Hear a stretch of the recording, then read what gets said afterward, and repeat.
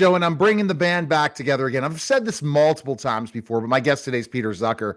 And Peter and I honestly, I consider Peter the one that taught me live radio. And I'm going to tell you this because I watched him in another show on Blog Talk Radio and how he was dominating. And I said, I got to be bigger than Peter Zucker. So my guest today is Peter Zucker. Peter, you're going to talk about a comedy event, and you have a great guest for us today. And we're just going to go back and forth talking about the comedy event. But comedy now, if you do know the voice, you'll know the voice, at least if you've listened to my show forever. But our guest is Peter Zucker. Peter, say hello and tell us who our guest is today. Hello, Neil. It has been way too long. Okay, but those days of chasing windmills are long over for me with the DOE.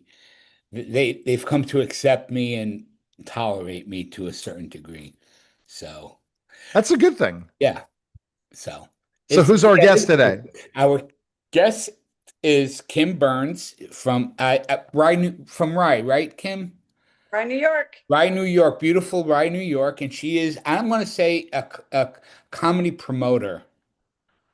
Amongst other things. Amongst other things, but I'll let Kim pick it up from there. Well, Kim, thanks for stopping by, and you got to tell us about this big comedy event because Peter's gonna be part of it. I thought he was a comedian when he tried to talk education back in the day, so I laughed at him on that way. So like him in the classroom, come on now. But really, and that's the comedy that he was back in the day, and it was hilarious when we put him against people he couldn't stand, especially on the conservative side. It was funny, and Peter was hilarious, and sometimes got angry. But so watch out when he gets on stage. But tell us about the event. Well, so, I want to talk about the event, but I want to talk about comedy in general. The event is an event that I do regularly in Harrison, New York. Backroom Comedy. We invite all sorts of different kind of comics. We also have an open mic at the end. It's next Wednesday, which happens to be May 6th. And, it's the kind of thing where it's one of those like dumpy bar joints where people feel comfortable. So it feels a little bit like going to the city without having to go to the city. And the suburbs of New York there's a great deprivation where comedy is concerned. And let me tell you that being a teacher, it's great fodder for getting up there and really talking about like rotten students and right. Mm-hmm. So what's your type of comedy? Like, what's your shtick, Peter? My shtick? Well, I'm still finding it. I've been doing this for 2 years, and I really thought I would be like Dice Clay. And I don't want to be, and I really thought I would be filthy and all that, but I don't. And I guess I'm starting to find my voice, and it's getting to be like just the stupid shit I see every day in my life that goes around me. Now, yes, and I don't want to say that like with the students, because I don't want to say it's stupid shit. It's like funny stuff. Okay. But it's just, and I'm sarcastic, I'm self-deprecating, and I guess I'm starting to find my voice lately. And I mean, there's been times I've bombed. I just heard crickets, Neil. Okay? See, but that's all in part of performing. Mm-hmm. In wrestling, I've had those matches where I literally said I definitely proverbially shit the bed. The crowd just was dead, but not many times. But when you did your first couple matches, you were just saying, how can I warm up this stupid crowd? Well, that's the same thing you're dealing with in comedy. Those marks is figure out how to warm them up. And you figured out that you're not going to get a reaction out of them much. So you got to really figure it out. Yeah. I did a show a couple of weeks ago in Rockland County, and it was a contest, and I really, really thought it was good. I tested it. I worked on it, and it just fucking bombed. He's definitely not going to be for radio. He's being Andrew Dice Clay, Kim. Wait, putting this on radio, but that's okay. I'm on terrestrial radio and all over the place, but that's okay. We're gonna have to figure out the editing room Oh, floor by do I this have and to all watch that. my Yeah, language? I have to watch my yeah, language. yeah. We're not on Blog Talk Radio. Okay, that's okay. But I said it too because you were going. I'm like, I'm gonna have to go and do the finder on Descript, all the swear words possible. But Kim, now what do you think of this talent? Because it looks like you do round up talent in the comedy scene. What do you see as his talent? He doesn't want to describe it to us. What do you think of it? Well, I think what's really interesting is I teach comedy in two different places actually. And I think the thing is that he was just saying earlier about finding your voice. If you don't find your voice and you don't know what it is, nobody believes you. So it's the number one thing is authenticity. So you get up there and, you know, vulgarity is really not that popular unless you're unbelievably good. So you find your voice and you can bitch about stuff, but it has to be original or otherwise everybody's already heard it and then it sounds like complaining. So Peter has to figure out, hmm, what am I doing that's going to be unique, not complaining, and that's how you get the laughs. Hmm. Interesting. And how do you figure that out? So tell us about your background, Kim, in comedy. Well, so, actually I have a background in the corporate world, which is comical. Yes, it is. And no, seriously, for like 14 years, I was like in regulatory and legal work and a lobbyist in Washington and all that sort of thing. But I think that having moved to the suburbs after being a city girl, it's like, okay, like sink or swim. And the only way that I could get away with being the eccentric personality that I tend to be is everyone to say, oh yeah, she's a comic, ignore her. And the thing is that what happens is that you develop this sort of shell of, okay, I'm going to survive where I am by looking at the humorous elements that are presented and instead of going crazy with women who overdress and are in their tennis clothes all day, you find a way to look at that and really take a spin on it. So everything to me is about like my kids and the stupid crap they say and being in a marriage that lasts too long and all of that stuff really comes down to like the truth of what you're living at the time. So I've been doing this actually for like 15 years and I do big gala events and I do like huge productions all over the place. And I hire people because I think that they're going to appease the audience to a degree. So whatever the venue is, now Uncle Henry's where we're doing this next week is always a mixed bag. So you can be a little bit off, or you can say things and you're still well received. So I don't like to censor anybody, and I don't even like to time anybody. I like people to just feel like if they're ripping it up, go for it. And it's not easy to do. Yeah, and also if you are a warm up, you don't want to take the whole thing. As I forget, one of the guys who always warmed up for Sinatra talked about how he would get Sinatra completely ready, but he had to make sure he did not overtake the whole thing because people were there to see Sinatra. The same thing in comedy that you're whatever spot you're on, you want to make sure someone else can take over after that. So, Peter, your shtick, what My is shtick. it? I want to know your shtick. I don't know. It's very simple. Okay, You talk about Rush all the time. Yeah, no, I don't. I listen. I'm Jewish. This comedy, that's like gold. The gold. What's the word I'm looking for? The gold bar of comedy. Yes. Okay. I have mother issues still. Okay. Well, That's good. okay, not like Tony Perkins' mother issues. Okay, not like I just want to make that clear. I'm not like gonna. I'm Oh, we not walk. love Tony Perkins. I thought Tony Perkins was great. He was great as the bookworm in Batman, but I just don't want anybody to think I'm like, psycho Right. Perkins.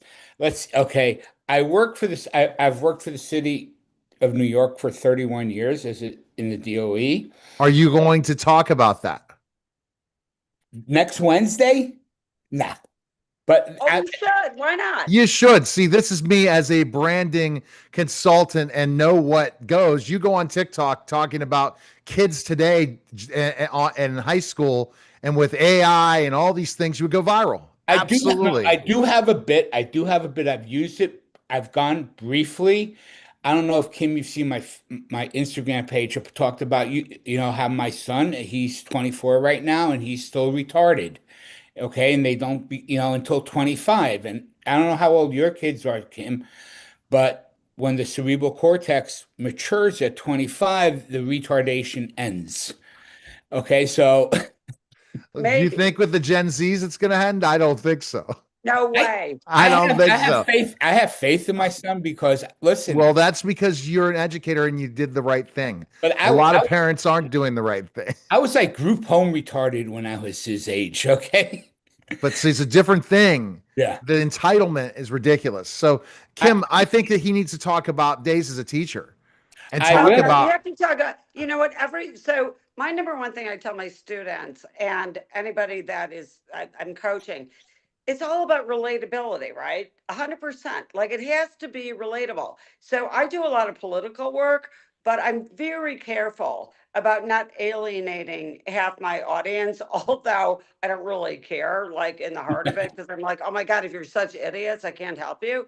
But there is something about education that anybody can relate to. They've been educated or their kids have been educated. It's always a gold mine. It really is. It's great. it's where I, you can relate to your audience. Yes, That you 100%. know your audience. If you're speaking to a bunch of Jewish people, you don't want to offend them in certain ways, even if you're Jewish. But if you're speaking to another group of people, you have to just feel the room. Here's one tip I would offer both of you guys in comedy: find out what works by going on TikTok and just literally putting content up to see which jokes work the best and what kind of, and just post content. Content will be your best audience to say, should I even use this on stage? Because if you can relate to the audience on social media, you can relate to your audience. Well, and the other thing I want to offer up is that I write new material constantly because that's what I do. Because my background is in journalism and I have a master's in communications, and that's what I do. And you go to open mics and you try your stuff constantly. Then, when you're invited to a real show, you already know what works because real live audiences are your only true feedback. That's so true. And I'd say social now. But okay, so Peter, why don't you do this for me? what? Give us like a little bit of your shtick. We want to hear it. Okay. And Yeah, I'm gonna I'll give ask you a Kim. little. I'm gonna put Kim on open mic too. So go ahead. Okay. Here. This is okay. This is good. This has gotten really great laughs, and it's gotten shock. Okay. My wife and I are planning to visit Poland this summer. And this is true, but we're planning on visiting Poland this summer, and my wife calls it the vacation of death because I have a lot of family that, you know, have been turned into dust there in Poland back, you know, 80 years ago in the Holocaust. And one of the places we're going to visit is Auschwitz, and she's worried about going to Auschwitz because all these people are going to be talking. She talks to dead people, and we're going to, you know. And I said, "Wow, you know, Auschwitz is going to be really rough. Wouldn't it be? How can we make Auschwitz good for her?" And I was thinking, let's turn it into a theme park, and ha ha ha ha ha. Let's turn it into a theme park, and instead of like, you know, the trams they have at Disney World, you know, we'll have the box cars, you know, that the Jews rode in between each. You see, this part is okay, but the punchline gets to be. This is why I stopped using it. The punchline is we're going to have a thrill ride, and it's going to be called the Holocauster. Okay, there might be a few offended people. No, but Okay, but see, I it has laughed at gotten that one, in the but city. but if I wasn't Jewish, but if I was Jewish, I don't think I'd laugh at that. I'd want to go and kill him. No, But the goyim laugh at it. okay, go ahead, Kim. Your shot. Okay, but as a teacher, I have to say to Peter, you never want to have to explain your joke or whatever. You just I want to be know. able, right? So Right. And that's that's why I stopped telling him because I had to just that punchline, the Holocaust, was the only thing that worked. yeah, yeah. And so then it's too long and then you're Yeah. losing them. Just saying. Okay, so I do stuff because I do political stuff, and I talk about how the world is upside down and it's really crazy, and all these stupid people who are so naive come up to me and they're like, "I just want world peace," and I'm like, "I got three boys living at home. I just want somebody to flush a toilet." And then then I go into something like, okay, so what are we doing? What do Mexico and Canada have in common? They both border on insanity.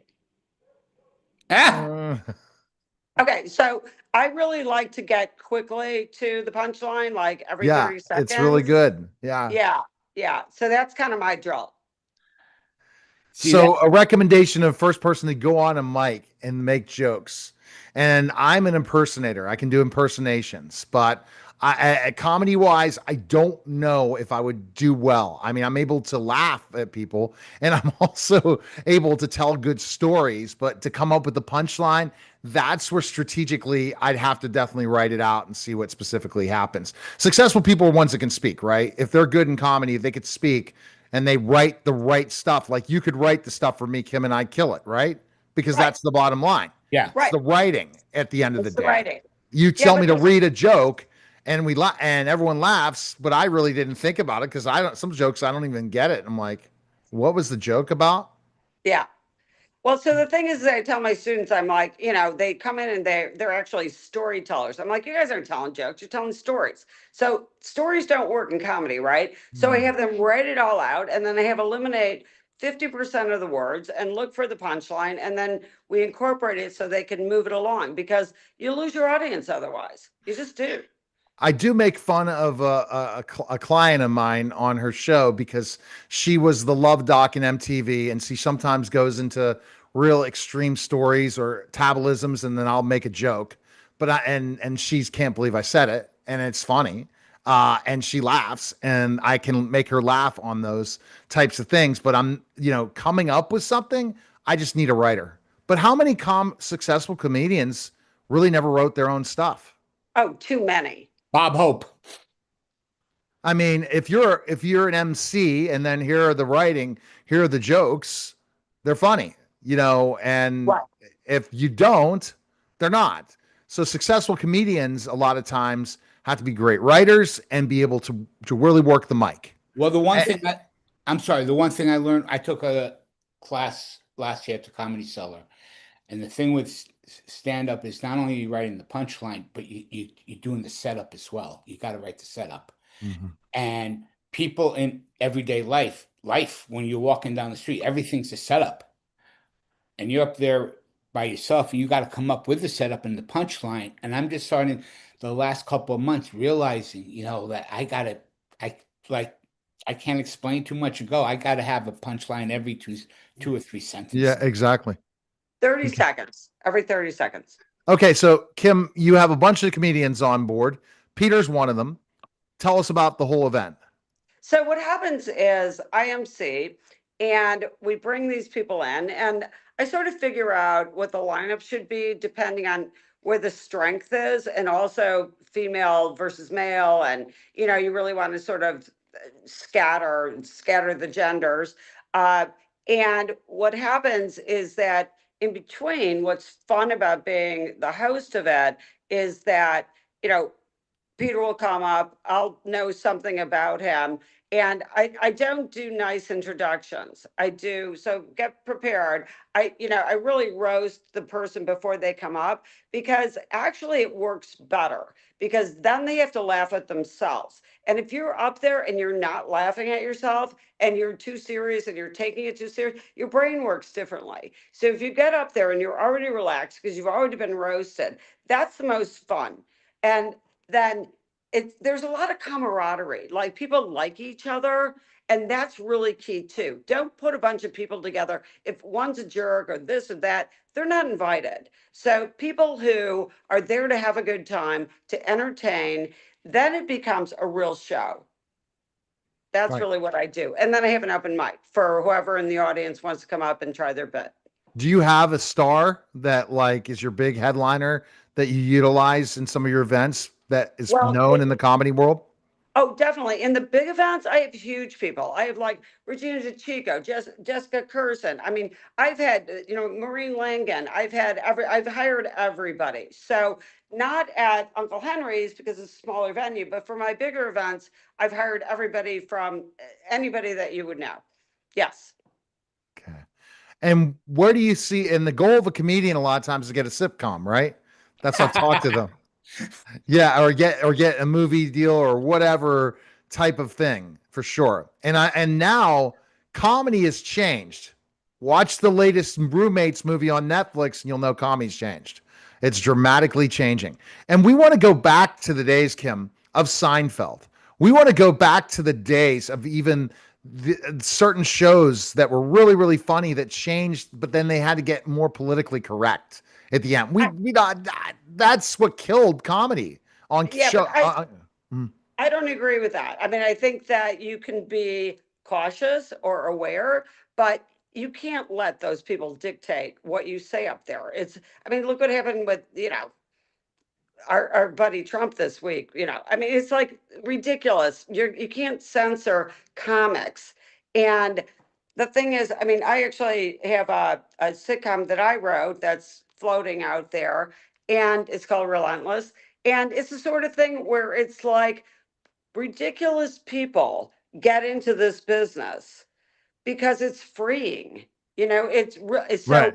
if you're being censored, then it's not comedy. Then we're going back to the days of comedy where they got arrested after they did their bit. Well, And it that wasn't goes, too it wasn't too long ago. I think Jerry Seinfeld and I think both and Chris Rock both said they won't play college campuses anymore Yeah, because of too much, PC. right.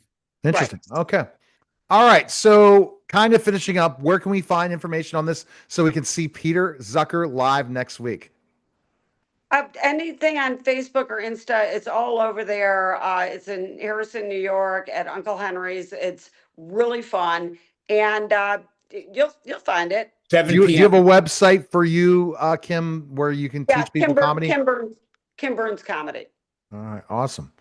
Well, I think it's excellent. I'm glad Peter and you met tonight. So you got a little bit of a tip on this. And I'm Yeah. not doing an open mic because I watch out for my audience because I can't offend anyone.